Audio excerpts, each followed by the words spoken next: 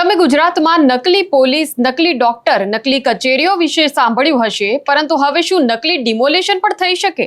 તમને જાણીને નવાઈ લાગશે કે રાતોરાત 100 થી વધુ મકાનો પર બુલડોઝર ફરી વળ્યું છે, પરંતુ જે ડિમોલેશનની કામગીરી કરતી હોય છે એવી મહાનગરપાલિકા એવું કહી રહી છે કે અમે તો આ ડિમોલેશન કર્યું જ નથી. તો પછી બુલડોઝર ફેરવનારા લોકો હતા કોણ? શું આખું ડિમોલેશન નકલી હતું? શું છે આખો વિવાદ? જાણીશું આ વિડીયોમાં. નમસ્કાર, નિર્ભય ન્યૂઝમાં આપની સાથે હું મયુરી. તો આ ઘટના છે સુરતની કે જ્યાં ડિમોલેશનની કામગીરી તો થઈ. બેટ દરવાજા નાસિરનગર પાસે એક વસાહત હતી જેમાં 100 થી વધુ ઘર હતા જેના પર બુલડોઝર ફરી વળ્યા. ત્યાં વસતા અનેક લોકો રાતોરાત બેઘર થઈ ગયા. તેમને કોઈ પણ પ્રકારની નોટિસ પણ આપવામાં આવી ન હતી. સાવ જ ગરીબ વર્ગના લોકો હતા કે જે રાતોરાત રસ્તા પર આવી ગયા. અને આ ગરીબોને રસ્તા પર લવાયા બાદ સુરત મહાનગરપાલિકાએ તો સૌ કોઈને ચોંકાવી દીધા, એવું કહીને કે અરે આ ડિમોલેશનની કામગીરી તો અમારા દ્વારા થઈ જ નથી. આખરે આ કેવી રીતે શક્ય છે? શહેરોની અંદર જે કોઈ પણ ગેરકાયદે મિલકતોને તોડવાની કામગીરીઓ થતી હોય છે તેને તોડી પાડવાનું કામ તો મહાનગરપાલિકા દ્વારા જ થતું હોય છે. આપણને સૌને ખબર છે કે સ્થાનિક તંત્ર જે છે તેના દ્વારા જ આ પ્રકારની કામગીરીઓ થતી હોય છે. તો સુરત મહાનગરપાલિકા એવો જવાબ આપી કેવી રીતે શકે કે આ કાર્યવાહી અમે કરી જ નથી?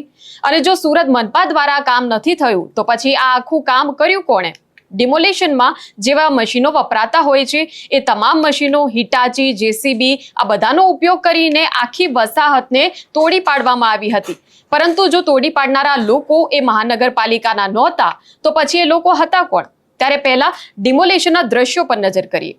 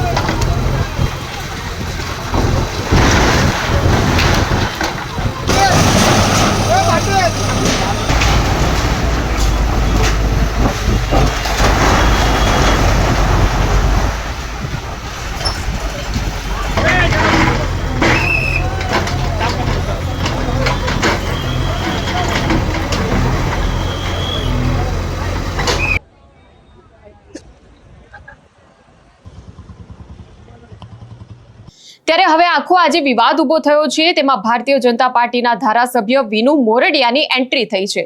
જે વસાહતમાં ડિમોલેશનની કાર્યવાહી હાથ ધરવામાં આવી છે એ નાસિરનગર વિસ્તાર એ તેમના કતારગામ વિધાનસભા હેઠળ આવે છે.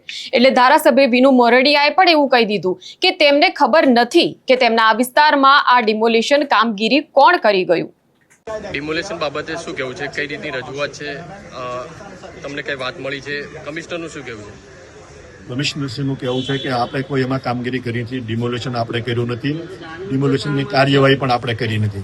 આ લાઈન દોરીમાં રસ્તો હતો એની માપણી માટે કોર્પોરેશનના કર્મચારીઓ ગયા હતા. એ લાઈન દોરીનો અમલ કરવા માટે માપ કેટલું આવે છે માપ માટે અમલગીરી કરાવી કોર્પોરેશને નથી. સાહેબ, કેટલી ગંભીર બાબત પોલીસની હાજરીમાં લોકોને ઘર વિહોણા કરવા? ગંભીર બાબત છે. આ મારી જાણમાં આવ્યું, મીડિયા દ્વારા જાણમાં આવ્યું છે. એટલે જ મેં આજે મ્યુનિસિપલ કમિશનર પાસે મેં માહિતી માંગી છે. મ્યુનિસિપાલિટી કમિશનર તરફથી કહેવામાં આવ્યું છે કે અમે કોઈ કામગીરી આ કરી નથી. એટલે હવે બાકી કોણે કરી છે તો એ પોલીસ દેખે તો હું પોલીસને પણ પૂછીશ. તો સાહેબ, કઈ રીતે રજૂ થવું જોઈએ કામગીરી? આમાં જે દોષિત હોય કામગીરી તો મ્યુનિસિપાલિટી જ કરતી હોય છે. અન્ય કોઈની જવાબદારી હોતી નથી ખાલી કરવાની. પોલીસની માંડીને કોઈની જવાબદારી હોતી નથી. પોલીસની શાંતિ જાળવવાની જવાબદારી હોય છે. નિયમ મુજબ બંદોબસ્ત આપતી હોય છે મ્યુનિસિપાલિટી માંગે તો. પરંતુ મ્યુનિસિપાલિટી અત્યારે અહીંયા કબજો લેવા ગઈ જ નથી. તો મને કમિશનર તરફથી જવાબ મળ્યો છે અને હું રજૂઆત કઈ રીતે કરશો લોકોના ન્યાય માટે? લોકોમાં શું ઘટના બની છે, હજી કોને કાર્યવાહી કરી છે, હજી મારે હું તપાસ કરી રહ્યો છું કે આમાં કોણે આ ડિમોલેશન કર્યું. કોણે? મ્યુનિસિપાલિટી નથી કર્યું તો અન્યની કોઈની જવાબદારી આવતી નથી તો કોને કર્યું એની તપાસ થાય છે. જો કોઈ અનઓફિશિયલી કાયદો હાથમાં લીધો એની સામે કાર્યવાહી થવી જોઈએ, ચાહે કોઈ પણ હોય. તો જે રીતે તમે જોયું કે ખુદ ધારાસભ્ય વિનુ મોરડિયાએ પણ સ્વીકાર્યું છે કે આ ડિમોલેશનની જે કામગીરી જે છે એ તેમને ખ્યાલ નથી કે કોણ કરી ગયું છે. મહાનગરપાલિકા દ્વારા કમિશનર સાથે પણ તેમણે વાતચીત કરી હતી, પરંતુ કમિશનરે પણ ધારાસભ્યને એવો જવાબ આપ્યો છે કે આ ડિમોલેશનની કામગીરી અમારા દ્વારા કરવામાં આવી નથી.